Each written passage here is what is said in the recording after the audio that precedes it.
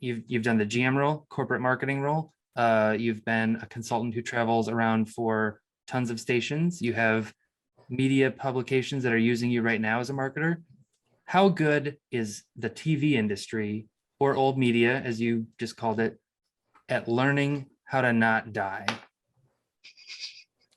Well, I think that the TV business is watching or has watched print. I mean, there was some cross ownership, limited cross ownership between print and broadcast, traditional broadcast companies, but for the most part, they were separate.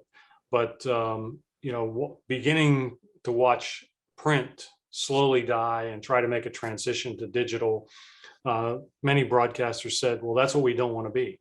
We don't want to allow the business to deteriorate, our relationship with consumers to deteriorate enough that they find us to be not valuable, irrelevant at worst, and maybe unnecessary probably is the worst, because there's a want and need for news. I mean, we're talking on a fairly substantial worldwide news day today.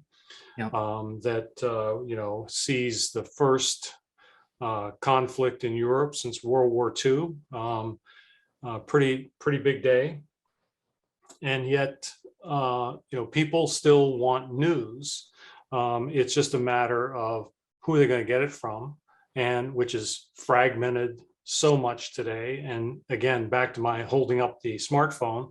I work with a client right now that 80% of the people who consume their news product do it on their smartphone.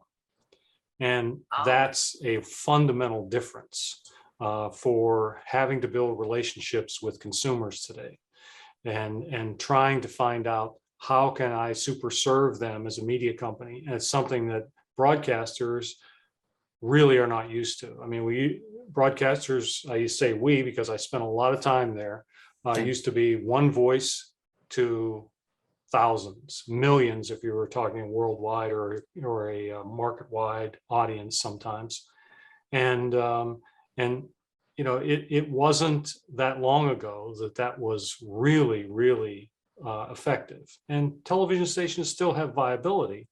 It's just you can't decide on a Monday that you're going to reset the attitude of a marketplace by starting an advertising campaign on Friday and expect it by Sunday everybody knows about it.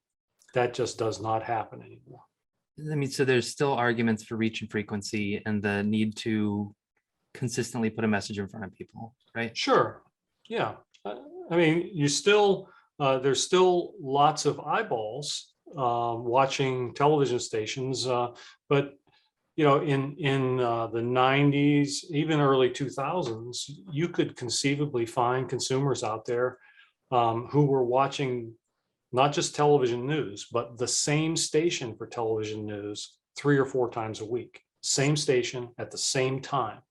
Yep. 3 or 4 times a week. Today, if you ask consumers, well, how often do you watch local television news? They might say, I watch any station I can happen to be at a TV station for once a week or once a month. So loyalty is certainly not as highly valued by the consumer. It needs to be really valued by the broadcast and media companies, because that's how you're going to continue to have relationships with people. And consumers really have said that it's a little bit of sameness out there.